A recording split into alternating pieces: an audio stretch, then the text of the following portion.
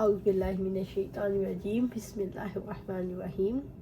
انسان جب سے اس دھرتی پہ آیا، اللہ تعالیٰ کی جانب سے ہدایت کا سلسلہ اسی روز سے جاری ہو گیا۔ ایک تو ربانی ہدایت کا سلسلہ تھا اور دوسرا خود انسان نے اپنی عقل کو استعمال کیا۔ اس طرح تاریخ انسان کی کایا پلٹنے والے مختلف ادوار میں ایسے واعظ و نصیحت کرنے والے ہمیں ملتے ہیں جن کی نصیحتوں کی وجہ سے لوگوں کے اندر تبدیلی آئی، جن کے خطبوں اور سپیچز میں لوگ ڈوب جاتے رہے، لیکن زندگی میں وہ تبدیلی کبھی نہ آئی جو پورے انسانی معاشرے کو سکون دینے والی تھی۔ فلسفیوں کا بھی ایک بڑا گروہ رہا جو ہر دور میں انسانوں کو عقل کی باتیں بتاتا رہا۔ آپ نے سقراط، بقراط اور افلاطون کے نام سنے ہوں گے۔ ہر دھرتی پر ایسے افراد موجود رہے جنہوں نے اپنی فکر سے کام لیا اور انسانوں کی رہنمائی کرنے کی کوشش کی۔ ہمیں ایسے افراد بھی نظر آتے ہیں جو سٹی لائف کو زیر و زبر کرنے والے تھے، تمدن کو پورے طور پر بدل دینے والے تھے۔ ہمیں دنیا کے نقشے میں تبدیلیاں لانے والے فاتحین اعظم بھی نظر آتے ہیں جو سکندر اعظم جیسے ہیں، خسرو جیسے ہیں، سائرس جیسے ہیں، ذوالقرنین جیسے۔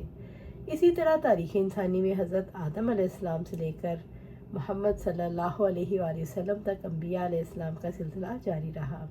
ہر نبی نے انسانیت کو ایک ہی تعلیم دی، لیکن بات کسی نبی کی ہو، کسی صالح کی ہو، کسی ریفارمر کی ہو یا فلسفی کی یا وائز کی ہو، ہم ان میں سے ہر اس طبقے کی بات کریں جس نے انسانی دنیا میں انقلاب پیدا کرنے کی کوشش کی، تو ہم محسوس کرتے ہیں ان میں سے ہر ایک کے پیدا کردہ نتائج کا دائرہ بڑا لمیٹڈ تھا۔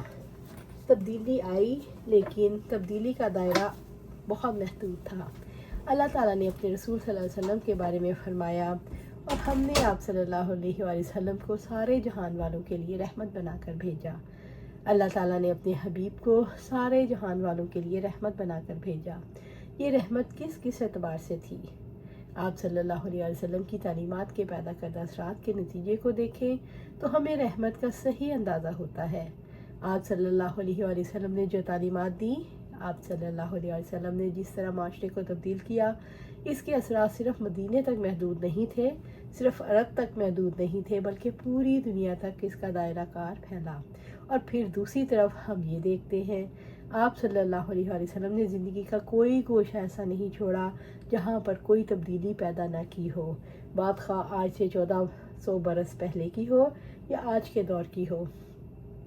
وقت کے بدلنے کے ساتھ ساتھ اس تعلیم میں، ان اصولوں میں تبدیلی پیدا نہیں ہوئی، خواہ کوئی افریقہ کا رہنے والا ہو یا عرب کا، مشرق بعید کا رہنے والا ہو یا افریقہ یا امریکہ کا رہنے والا ہو، ہر کوئی رسول اللہ صلی اللہ علیہ وسلم کی لائی ہوئی تبدیلی سے متاثر ہوتا نظر آتا ہے۔ مختلف علاقوں سے تعلق رکھنے والے، مختلف زبانیں بولنے والے، مختلف رنگوں، مختلف وطنوں سے تعلق رکھنے والے، جن کی ذات پات مختلف، جن کے نظریات مختلف، ان تمام اختلافات کے باوجود اللہ کے رسول صلی اللہ علیہ وآلہ وسلم نے انسانوں کو اندر جو تبدیلیاں پیدا کی، اس کے اثرات دنیا کے ہر علاقے میں پھیلے ہوئے نظر آتے ہیں۔ کمی بیشی ہے مگر اثرات اپنی جگہ پر موجود ہیں۔ اللہ سبحانہ تعالیٰ سے دعا ہے ہمیں قرآن و سنت پر عمل کرنے کی توفیق دے اور اس پر جما دے، اور جنت الفردوس کے اعلیٰ مقام پر اپنے پاس گھر عطا فرمائے۔ آمین یا رب العالمین۔